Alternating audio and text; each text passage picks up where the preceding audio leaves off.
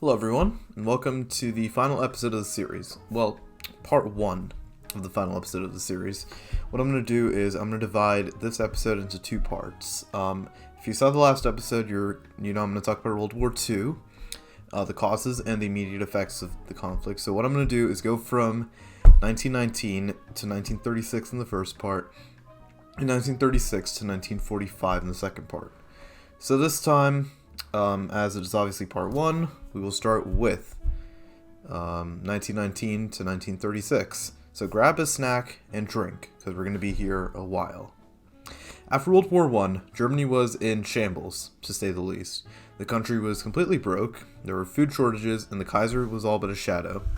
Following the war, Germany had a revolution that replaced the Kaiser's government with a more democratic republic, more known as the Weimar Republic. The Republic was not without problems, however, as immediately following the revolution there was a civil war, and in the mid-20s, Germany suffered from huge amounts of inflation, political extremism, 2 attempted power seizures by contending paramilitaries, and bad relations with the victors of the First World War. More on the hyperinflation. The victors of World War I, or the Entente, imposed really harsh war reparations on the Germans, and so Germany was having a really hard time paying off those reparations. As a result, they started to print a lot more money, and anyone with a simple background in economics will know that printing more money and putting more money in the money supply will crash the value of that money and make it essentially worthless. And that's exactly what happened in Germany. At around this time, Adolf Hitler began his rise to power. His first major action with the Nazi Party was attempting to overthrow the Bavarian government. This was known as the Beer Hall Putsch. He marched his men through Munich and to the Beer Hall to take over a meeting chaired by important people in Bavarian politics. This didn't last, and Hitler was arrested and thrown into jail for 9 months, when he began to write his manifesto, Mein Kampf, or My Struggle. In his book, Hitler outlined his plans and ideas for a new Germany and vehemently denounced what he saw as the world's 2 greatest evils, communism and Judaism. Hitler also argued that the Germans needed Lebensraum, or living space in the East, a historic destiny that would properly nurture the German people. Hitler believed the Slavic people of the East, like Poles and Russians, were nothing more than a subhuman caste. Mein Kampf laid the framework for Nazi ideology and policy, which will become relevant later. Upon his release from prison, he transformed the Nazi Party, and he set about gaining more seats in the German parliament. In 1930, a general election was held, and in it, the Nazis increased their presence in parliament to become the second largest party. This was during the Great Depression, and the German government had undergone a large amount of turmoil and instability. Various chancellors ruled from the period 1929 to 1933, until Hitler seized the chancellorship by the way of the Reichstag fire decree. In February 1933, the Reichstag, or the seat of the German government, burned down under mysterious circumstances. It was suspected that the Nazis burned the building down as a use for advancing their political goals, but Hitler and his party blamed the communists and used the fire to issue the fire decree, which suspended individual rights and due process of the law. It also allowed Hitler to arrest political opponents on bogus charges, dissolve political organizations, and suppress publications. This started Germany towards the path of a dictatorship, with Hitler at its helm. In March of 1933, the Reichstag passed the Enabling Act, which allowed Hitler's cabinet the full power of legislation. Throughout the rest of 1933 until July of 1934, Hitler began to consolidate power by way of eliminating organizations opposed to him. In July of 1934, the president of Germany, Paul von Hindenburg, died, making Hitler the sole ruler of Germany. That was the final nail in the coffin for German democracy, and Hitler now had absolute power over Germany, and he quickly began to work, rearming and reintroducing conscription to Germany, in complete disregard of the Treaty of Versailles. The Treaty of Versailles stipulated that the Germans had to have certain caps on their army, and they couldn't build tanks or airplanes, and they had to cap their navy. So what Hitler did was he kind of ignored all this, because the Entente couldn't enforce any of their demands on Germany. During this time, Hitler also started the policy of state-sanctioned anti-Semitism by enacting the Nuremberg Laws, which stripped the Jewish people living in Germany of their rights as citizens. Hitler was not the first fascist dictator in Europe, though. That title belongs to Benito Mussolini, who really wrote the playbook for how a dictator should seize power. Both countries had been wronged by the Entente and sought to hit back at them. Italy had been promised land by the Entente in return for joining against the Central Powers, which they did. Italy lost a little over 500,000 men, many to disease in the mountains, and a lot of war weariness, all for the Entente to not give them any land after the war. So it's safe to say that the Italian populace was angry with the Entente for failing to deliver their promises, and along with economic instability, it paved the way for a dictator to rise, and so he did. Mussolini was originally a socialist, but he became disillusioned with the ideology and went on to form the Italian Fascist Party, which would eventually seize control of the country. Quick note before we dive deeper, it's important to define fascism. In short, fascism is a political philosophy, movement, or regime that exalts a nation and often races above the individual, and that stands for a centralized autocratic government headed by a dictatorial leader, and severe and economic social regimentation, and the forcible suppression of opposition. In 1922, he organized marches on Rome in order to violently overthrow the government if he wasn't given control. The King of Italy, Victor Emmanuel III, dissolved the government and handed the job of Prime Minister, Minister of the Interior, and Minister of Foreign Affairs over to Mussolini, and he declared his right to supreme power 3 years later, in 1925. When Mussolini gained power as Prime Minister, his first act was to rig elections in favor of the fascists, then quickly moved to arrest socialists and deny them freedom of the press. In 1926, he created a fascist youth group similar to that of the Hitler Youth, or the other way around. And he set about arresting more socialists and communists so that the fascists would have full control over the government. So this sets the stage for the Axis powers in Europe, fueled by their hate of the West and betrayal by the West. This was bred by the rise of ultranationalism cultivated by the fascists. But what was the actual West doing during this time? During the period, the victors tried to maintain peace and order in order to prevent another war as deadly as World War I. They wanted the war to end all wars to stay true. So they made a League of Nations, a precursor but still flawed version of the UN. The US was actually not a part of the League of Nations, with Congress voting against joining, but American isolationism isn't for this video. The League was handcuffed because any action taken by the League had to be approved unanimously by all the members. But it provided the groundwork for the UN as being the first organization by sovereign nations to come together and reduce the prospect of war. The next major set of events were the Naval Armament Conferences, the first of which was held in Washington and London, the one in Washington happening in 1921 and 22, and London in 1930. The focus of these conferences was to set a ratio for capital ships, or, big ships, like battleships, carriers, heavy destroyers, the like. So to set a ratio for capital ships for the major powers, with Britain and the US getting the lion's share of the tonnage, angering Italy, Japan, and France, who had to settle with far less. The last time that we looked at Eastern Europe, and more specifically Russia, Lenin had consolidated power and began rebuilding the country. Lenin's plan, the new economic policy, essentially allowed people to own private tracts of land and sell their stuff. The return of small-scale industry to private holdings, banking, foreign trade, and money, in contrast to the collectivist policies enforced earlier. War communism during the Civil War brought the economy to the brink of collapse, and Lenin was persuaded to retreat from socialist policies in order to maintain his hold on power. The NEP was used as a band-aid to the economy of the USSR, but it did show positive results. Lenin had suffered multiple strokes during this period and was not fit to run the country. He died in 1924, and various questions were posed in the Communist Party, such as who would be Lenin's successor, Leon Trotsky or Joseph Stalin. Trotsky was more charismatic and had grand plans to spread communism throughout Europe. Stalin, on the other hand, was better connected in the party by virtue of his post as general secretary, essentially the guy who gives the other guys their jobs. Stalin won out, and then he and his allies in the party set about exiling Trotsky and forced Trotsky to flee. Stalin did away with the NEP and implemented the first 5-year plan, a plan to develop heavy industry and collectivize agriculture at the expense of consumer goods and private property. These 5-year plans were a staple of communist economies throughout the century, but they were implemented to varying degrees of success. This first 5-year plan brought mass starvation across the Union, most notably in Ukraine, where it's known as the Holodomor. There are a few causes to this, which include widespread political imprisonment of pro-Ukrainians, the aforementioned 5-year plan, and the forced collectivization of land, and the elimination of kulaks, or wealthy farmers. Along with the state-controlled grain purchases, it set the stage for widespread starvation, to the tune of almost 4 million dead.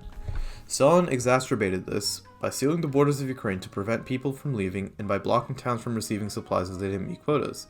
The Holodomor was deemed a genocide by various scholars in the 50s, and serves as Stalin's most horrifying example of cold-hearted murder, for now. The Holodomor concluded in 1933, and around that time, Stalin expelled roughly 1 million members from the Communist Party as a precursor to Stalin's paranoia about enemies at home. So we've arrived in 1936, finally. And I'll be converging the various countries into one timeline. As part of the Treaty of Versailles, Germany was ordered to demilitarize the Rhineland, a piece of land that borders France and the Rhine River. Hitler disregarded this and marched troops into the Rhineland. France and Britain protested, but domestic affairs and the general ineffectiveness of the League of Nations couldn't prevent this from happening. The League of Nations was also unable to do anything when Italy invaded Ethiopia in 1935 to finally subjugate the Ethiopians following their inability to gain control of them in the 19th century. The Italians held a clear technological superiority over the Ethiopians and demonstrated this by using chemical weapons against the Ethiopian resistance. In spite of this, it took them over a year to gain the territory, and once it was done, it served as a boost to Italian prestige. As in typical fashion, the League of Nations could only condemn the Italians for their aggression, and they imposed ineffective sanctions which were lifted later on. Another pivotal event that occurred in 1936 was the beginning of the Spanish Civil War. As you might already know from earlier episodes of the series, Spain was a colonial powerhouse from about the 1500s to the 1800s, when Bolivar set about liberating Latin America from the mainly Spanish rule. The final nail in the coffin of Spain's demise was the loss of their last overseas territory in the Philippines, Puerto Rico, and Cuba to the Americans. Spain stayed neutral during World War I, but the country was still divided.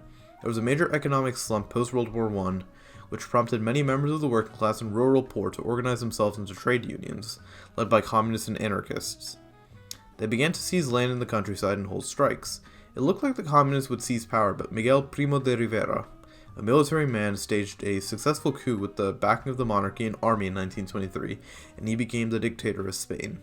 He didn't really do anything to reform or help the country, and he resigned in 1931 along with the Spanish monarch. Democracy was introduced in 1931 with the new constitution, and elections were held.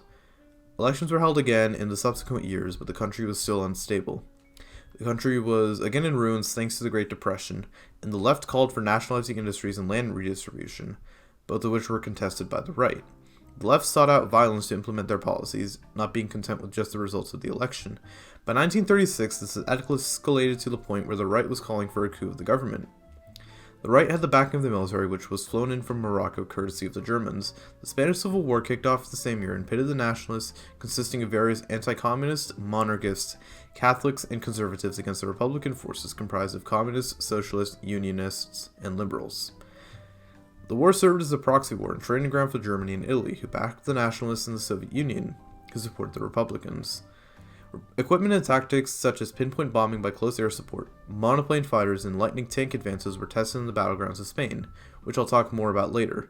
All told, the war cost about 500,000 lives and ended with the fascist General Franco and his nationalists in power, although he did not join the Axis powers as his country was still rebuilding. He led Spain until his death in 1975, and then Spain flipped back to its democracy.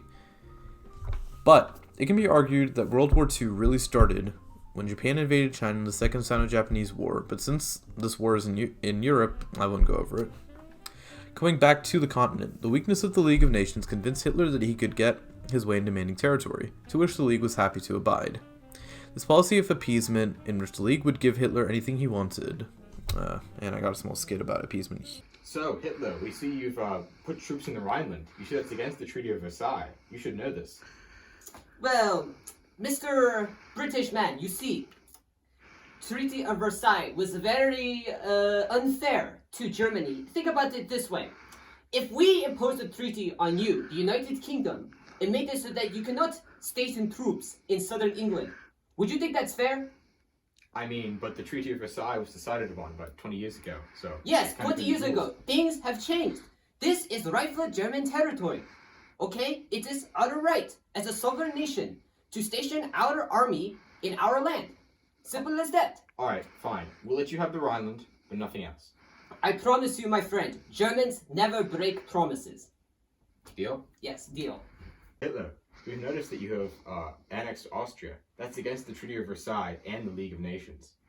Well, let me rebuke that point. You see, Austria and Germany, we are from the same stock, okay? We are both German peoples, okay? They speak German just like us, And they even voted. They even had a referendum that was totally not rigged at all, where they decided that they would join Germany. Okay, we didn't invade them. We simply did what they asked. Okay, there was no bloodshed, and they treated us with flowers, and the girls came kissing our soldiers. You know, I promise you, my friend, this is the last time we will ever expand our borders. Okay, I promise you, as the great Führer of Germany, I never break promises.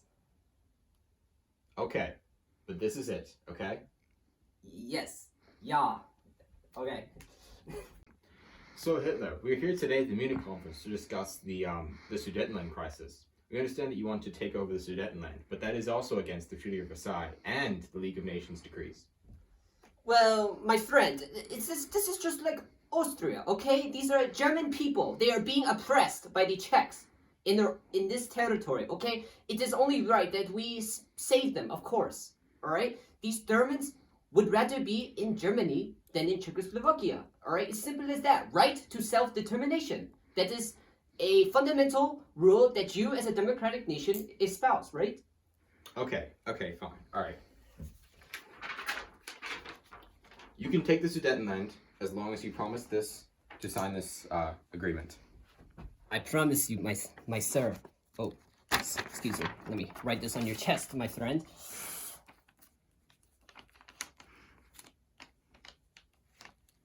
There you go. Okay. Thank you. Nope. Peace in our time, peace in our time. Hitler will not invade the rest of the world. Peace in our time. Sir, I've just received word that Hitler's invaded the rest of Czechoslovakia. Oh. This led to Hitler essentially walking into Austria and taking it for Germany in an event called the Anschluss. This happened in March of 1938, and the League did nothing to intervene. They protested, yes, but they didn't really do anything. This emboldened Hitler. As I might have mentioned, he made his next territorial demand, the Sudetenland, in former Czechoslovakia. So this is the western part of Czechoslovakia with a lot of ethnic Germans living in it, so that's a claim, but nah, it wasn't really a claim. So, Britain and France conceded, but made it very clear that this was to be his last bit of free territory in Europe. The Munich Conference, which finalized this in late September of 1938, it was also important to note that the Czechs weren't even present at the conference.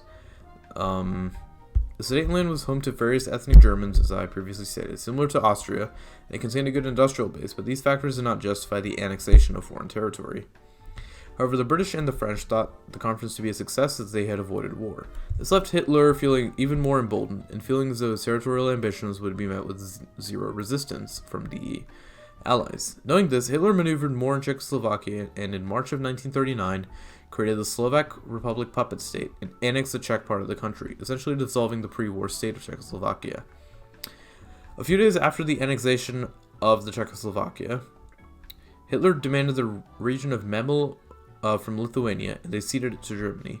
After witnessing these blatant acts of expansionism, the Allies decided to finally draw a line and prevent more German aggression by guaranteeing Polish independence, who Hitler had set his sights on by then. Hungary, who had allied themselves to Germany, had now demanded land from the Slovak Republic, and they agreed.